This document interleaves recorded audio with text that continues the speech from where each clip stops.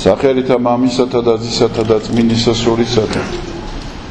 დღეს წავიკითხეთ სახარება, რომელიც მიძღვნილი იყო დღევანდელ დღეს და ეს დღე არის განღვეულის კვირა და ამ დღეს იკითხება სახარება, რომელშიც აღწერილია თუ როგორ განკურნა მაცხოვარმა 38 წლის განღვეული. განღვეული არის ადამიანი, რომელიც არის პარალიზებული, რომელსაც თვითონ თავისთავად გადაადგილება არ შეუძლია. და არის იერუსალიმთან ახლოს ესეთი ადგილი, ტბა ბითესდა წოდებული, რომელიც მოწყალების ადგილს ნიშნავს, სადაც ყოველ წელიწადს ხდებოდა სასწაულები, ჩამოდიოდა ანგელოზი ამ ტბაში, მას აღელვებდა და ვინც ჩავიდოდა პირველი, ის ინკურნებოდა ყველანაირი დაავადებისგან და ვინაიდან ამ კაცს დამხმარე არ ყავდა,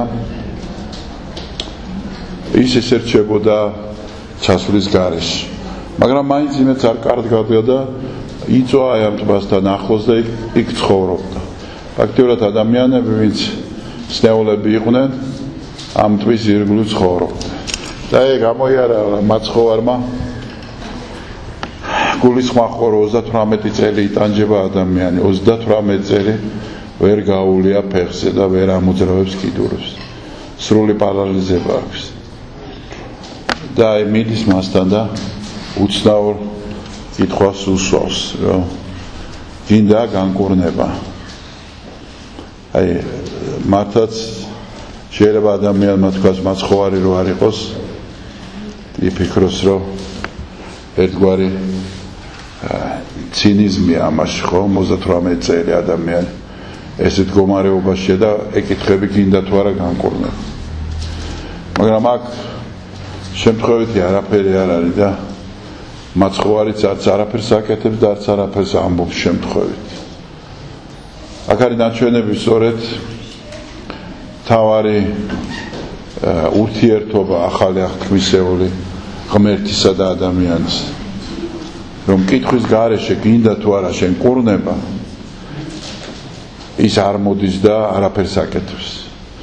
ანუ მას ძალიან მაღალი შეფასება აქვს და მაღალი ხედვა აქვს ადამიანის მიმართ.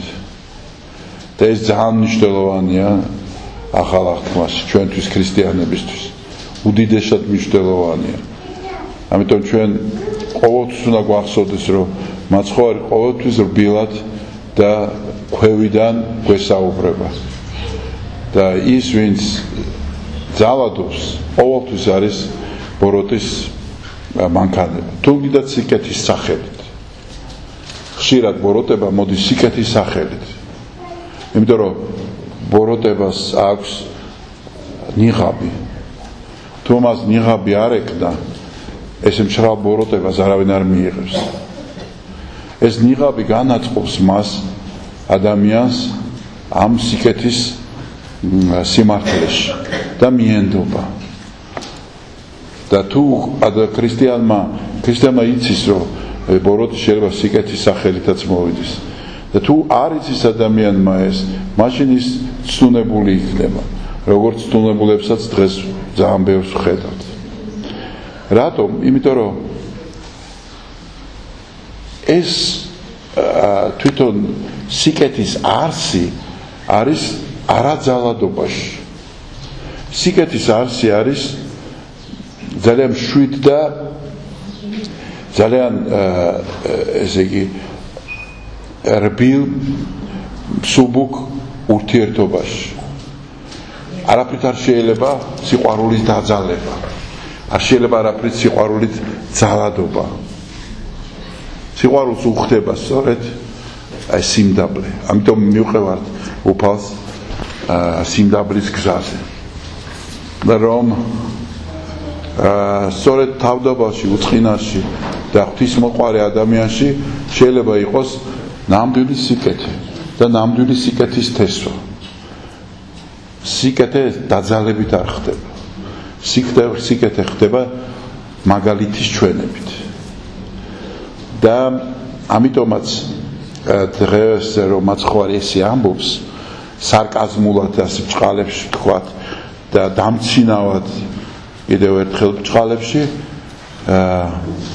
გინდა თუ არა შენ გაკორდება ეს რეალობაა კი მაგრამ გარღვეული არ არის მარტო ის ადამიანი პარალიზებული ვინც ვერ გადაადგილდება მოდი ცოტა გავშალოთ ესე იგი ბჭყილები და დავინახოთ ბჭყილებს გარეთ რა არის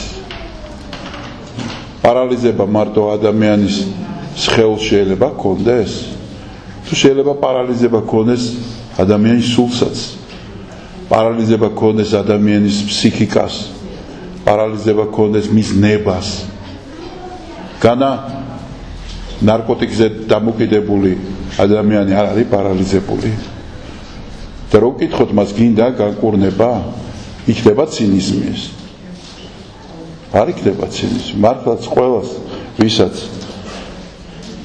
პარალიზება აქვს ნების ყოფის მას არ უნდა განკურნება მთელი პრობლემა მაგაშია თორე ყველა განიკურნებოდა არა მარტო ახლა ნარკომანებს კი არ გადავეკიდე უბრალოდ ზოგადად უფრო დასურათებული რო იყოს ჩემი ნათქვამი ასე რომ პარალიზება არის ჩვენ თითოეულ ჩვენთაგანის ხვედრი პარალიზება არის ადამიანის რომელიც იბადება და ამას გვასწავლის ჩვენ წმინდა წერილი რომ ადამიანი ცოდვასა შინა მშობილ ვარ ანუ ცოდვასა შინა მშობილ ვარ ეს იმას კი არ ნიშნავს რომ თავისთავად აქტი კაცის და ქალის არის ცოდვა რომლის დროსაც ბავშვი იშვება მაგრამ ის ბეჭედი ცოდვისა რომელიც ადამიანის შემდეგ მოყვება ადამიანს ანუ დაზიანებული ბუნება ის მომყვება მეც და მეც გარკვეულ წირად ვარ პარალიზებული ყველა ჩვენ თითოეული ჩვენთაგანი ჩვენებურად ვართ პარალიზებული ტოლსტოი ერთ ადგილას ამბობს რომ ყველა ბედნიერება არის ძალიან ერთნაირი ყველა უბედურებაა განსხვავებული ყველა ჩვენთაგანი რაღაცით განსხვავებული პრობლემებით ვართ და უბედურებით და ტკივილით და განსაცდელით და ესე ნების დაქვეითებით ვართ ამიტომ ჩვენს მაცხოვარი ასე გვეკითხება გინდა განკურნება ეს არ არის რაღაც სამედიცინო აქტი ამ შემთხვევაში განკურნება არის გინდა თუ არა იყო მაცხოვრის გვერდზე იქ სადაც სიცოცხლეა იქ სადაც სიყვარულია იქ სადაც სათნოებებია საღმრთო და სადაც მარადიული ნეტარებაა ძირ არის ჩვენ ვხედავთ მაცხოვრის ცხოვრებაში რომ ბევრს არ უნდოდა მაცხოვართან ყოფნა განსაკუთრებით ბოლოში საერთოდ არავის აღარ უნდოდა მაგრამ თავის დროზე ჯერ 12 მოციქული გაყვა შემდეგ ვიღაცები შეემატნენ ამბობენ რომ 500-მდე იყვნენ მის ირგვლივ დედები შეემატნენ მაგრამ ყველას რაღაცა დამოკიდებულება ჰქონდათ როცა რაღაცას იღებენ მაცხოვრისგან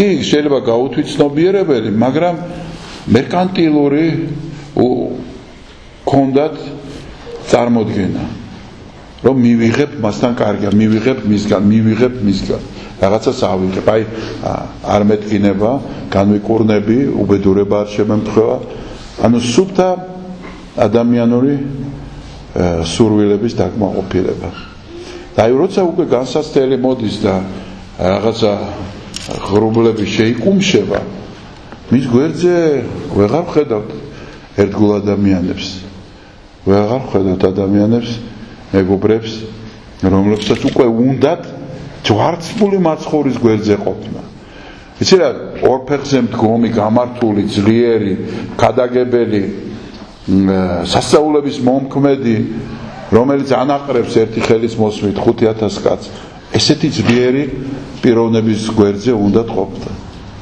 მაგრამ სრულიად უძლური შერცხვენილი დამცირებული ნაცემნაბეტყი და ჯვარცმული ადამიანის მით უმეტეს უკვე მომკვდარი ადამიანის გვერდში ყოფნა აღარავის აღარ უნდა ყველა გარბის და ფიქრობს რომ მათი ეს რომანტიული 3 წელი დასრულდა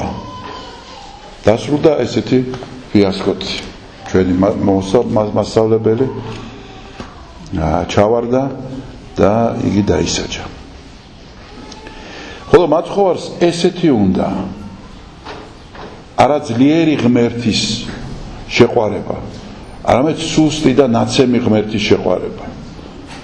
იმიტომ რომ თუ ესეთი ღმერთი არ შეიყვარე, მაშინ გაუბედურებულ ადამიანს ვერ გაუგებ.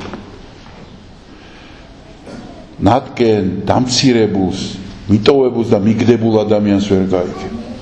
ამიტომ იყო ნიჩე ასეთი დიდი ფილოსოფოსი რომ ლაპარაკობდა. რა არის ეს მაცხოვარი? ქრისტე რას აკეთებდა? რა საშინელება? კაცი უნდა იყოს ძლიერი. როცა ძლიერი ხარ, ყველას მოუწოდებს ძლიერისკენ. ამას მოყვა ჰიტლერი, რომელმაც თქვა, ის ვინც სუსტია, მოდი მოვკლათ ბავშვობაშიო, ან დიდობაში მოვკლათ. და მარტო ძლიერი რასა იყოს ამ ქვეყნად და იდიდოს ძლიერება.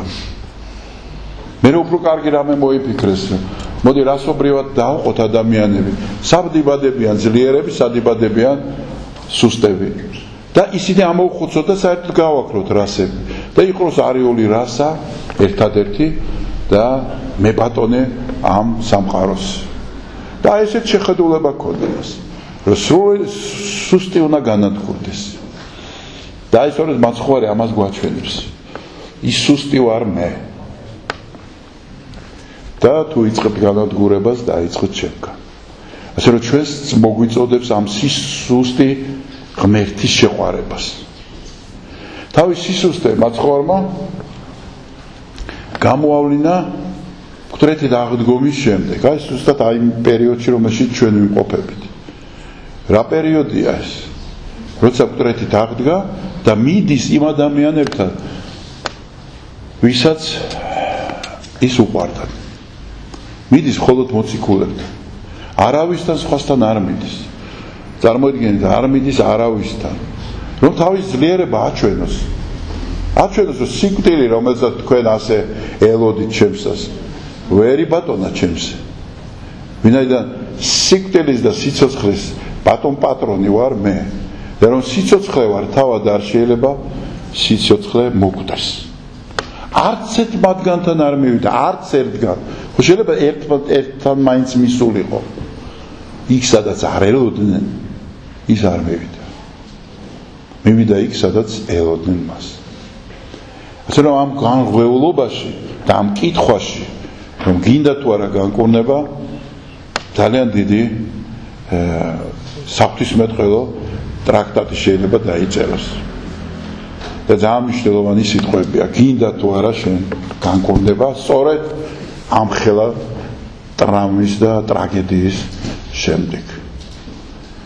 შემდეგ როგორც ყოველთვის განკურნებს მაცხოვარი და ეს განკურნება როგორც ყოველთვის ხშირად და ან ყოველთვის ხდება შაბათ დღეს და როგორც ყოველთვის ფარისევლები ბრაზდებიან, არ შეიძლება განკურნება სიკეთეს გაკეთება შაბათ დღეს და დაასდევენ უკვე ამ განღვეულს, რომელიც ფეხზე დადის, რომ გვითხარი ვინ განკურნა შენ?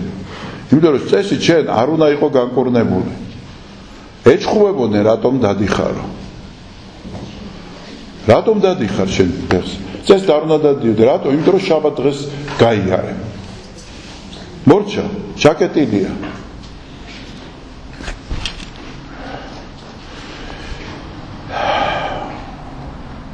და აი წესია.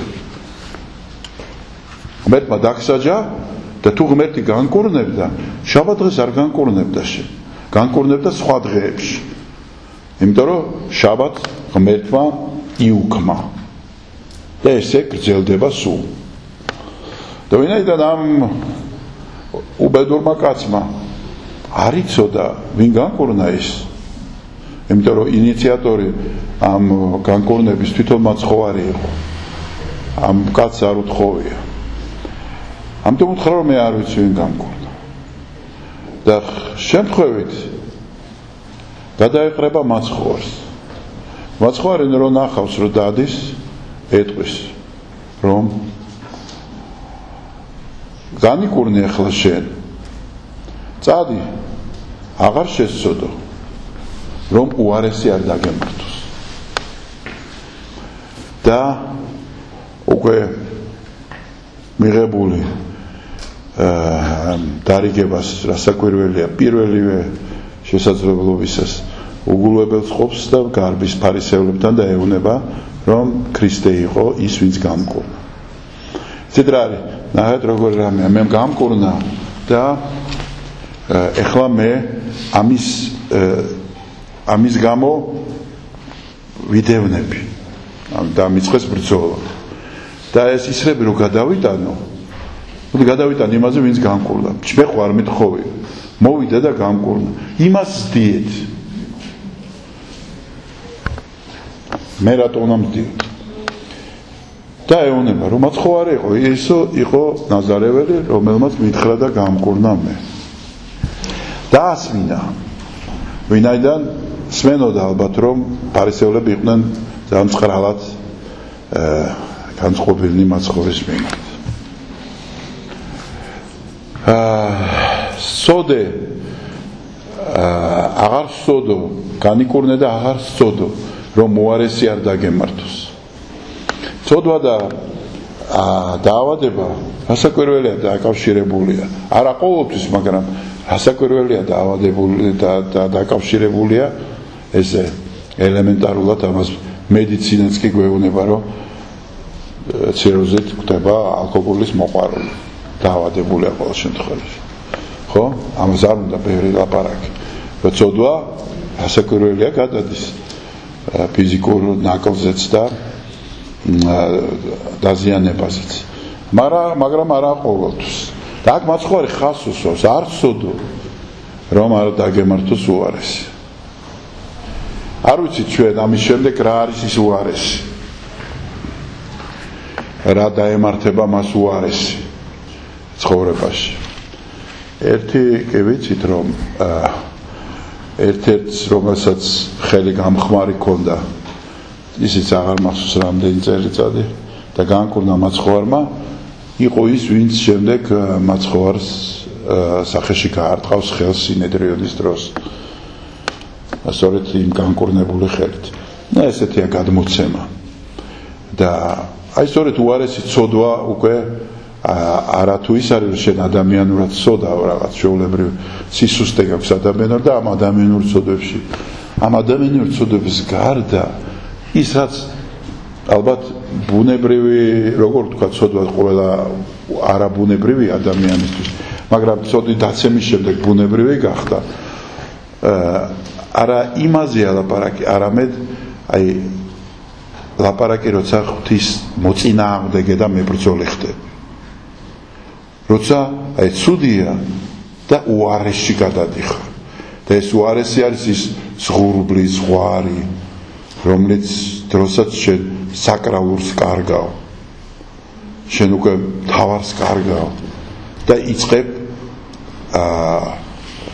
ჭეშმარიტების განადგურებას იწყებ სიმართლის წინააღმდეგ სულას და ეს სხვადასხვა ფორმით შეიძლება და მნიშვნელოვანი ფორმა ისაა რომ იწყებ კრეხელობას დამცირებას ლანძღვაგინებას და მე იწყებ შეფუთვას ამას რაღაცა 1000 ვითომ ბრძნული ხელოვნებით ან ასრებით ან ფილოსოფიური წიაღსვებით ან გამონათებებით მაგრამ ეს ისე არ არის ყველაფრის ფუძე საფუძველი აი ესეთი მდგომარეობის არის სწორედ უმადური ადამიანის უღმერთოებაში გადასვლის პროცესის დროს მომხდარი უმძიმესი უფრო მძიმე დანაშაულის ჩადენა. აი როგორც აქ არის გენეზისი ცოდვისა. თორემ ცოდვა არსებობს, მაგრამ ისე გონია რომ რაღაც ცოდვა დასრულდა, ახლა ამის იქით რაღაც ცოდვა უნდა იყოს. არსებობს. აი მოვიდნენ რევოლუციონერები, ხო? ცოტა არსებობდა საქართველოში, რუსეთში მოვიდნენ რევოლუციონერები, გააჩანაგეს ტაძრები, იმკრეხელეს, ალანძღეს, ну რა უქნეს თქვენთანაც კარგად იცით. თუმცა არსებობს ეს. მაგრამ არსებობს კიდევ სხვა რამეც თურმე. ნახეთ ჩვენ გვეგონა რომ კომუნისტების შემდეგ რა უნდა მოხდეს. მაგრამ კომუნისტები თურმე ყოფილან ვარდები იმასთან შედარებით. რატომ? იმიტომ რომ კომუნისტებს ჰქონდათ ღია სახე თავისი მიზნების. ჩვენ ვარ წითელი ეშმაკუნები იძახდნენ. ჰქონდა ჩანგლები ხელში. დაასდებდნენ მღვდლებს და უჭოვდნენ. მერე მიდიოდნენ ტაძრებში ბილწავდნენ. მერე მიდიოდნენ სასაფლაოებზე თხრიდნენ წმინდანებს. მერე ეკლესიებს ფრესკებს აფუჭებდნენ. ასე შემდეგ და ასე შემდეგ. მაგრამ ისინი არ მალავდნენ. ზოგს უხაროდა ერთმანეთს ეჯიბრებოდნენ ანტიქრისტე მე ვარ თუ შენ. ველად ბუხარინი ეჯიბრებოდა ვიღაცას, ტროცკის, რომელი იყო ანტიქრისტე. და რომელი უფრო მეტ სპოროტებას ჩაიდენდა. იმიტომ რომ ღია იყო ეს და მათი, მაგრამ აი როცა მგელი მოდის ცხურის ქურქში, ასაკვირველი ეს, ბევრად უფრო საშიშია. რატო? იმიტომ რომ აცდუნებს ძალიან ჩვილ ადამიანებსაც, ბრძნებსაც და გონიერ ადამიანებს, ყველას აცდუნებს. თუ შენ გამჯდარი არა გაქვს საღვთო სიტყვა შენ ცხოვრებაში. თუ შენ ღვთის ხმა არ გესმის და მისი შეგონებანი ყურში არ გიტრიალებს ყოველთვის. როცა გიტრიალებს ხვდები რომ აი ეს რასაც ყვირის არის უღმერთობა. რამდენიც არ პროგრესული აზრები ქონდეთ და დიადი ლოზუნგები არ ქონდეთ. ვერ იქნები ღმერთზე უფრო დიადი. ვერაფერს ვერ შექმნის შენ სახარებაზე უფრო მნიშვნელოვანს. არაფერი არ არის ადამიანში და კაცობრიობის ისტორიაში მტრეთით აღმდგორი მაცხო არის მსგავსი. არაფერი საერთოდ. არათუ კაცობრიობის ისტორიაში სამყაროში არ არის. და ეს არის ერთადერთი განუმეორებელი მოვლენა, რომელსაც ჩვენ ყველანი ვეთაყვანებით. გვიყვარს და მის ხმას ველით. სულ მუდამ უნდა რატო არის ხანგრძლივი ლოცვები, რატო არის მოთხოვნა, წირვალოცვა, სიარულის, იმიტომ რომ ეს ხმა უნდა გესმოდეს შენ. და ლოცვის ხმა რო გესმის და იცი მისი სინატიფე, უკვე ამ სიუხეშეს აღარ მიგდის გული. იმიტომ რომ ხვდები რომ ეს ბარბაროსობა, ის რაც ხდება არის სხვა ფორმით მოტანილი ბოროტება. როგორც არ უნდა ჩაიცვას, რა მასკარადიც არ უნდა მოვაწყო. მოკლედ, იმის თქვა მინდოდა რომ ჩვენ ყველანი ვაღიარებთ, რომ ვართ გამრღვეულები და ჩვენ ყველა გვინდა განკურნება. გვინდა განკურნება და არა შემდეგ მადლიერებით ცხოვრება და განგრძობა ჩვენი ცხოვრების მადლიერებით. მერტმა დაგლოცო და გაგახარეთ. ბედნიერები იყავით.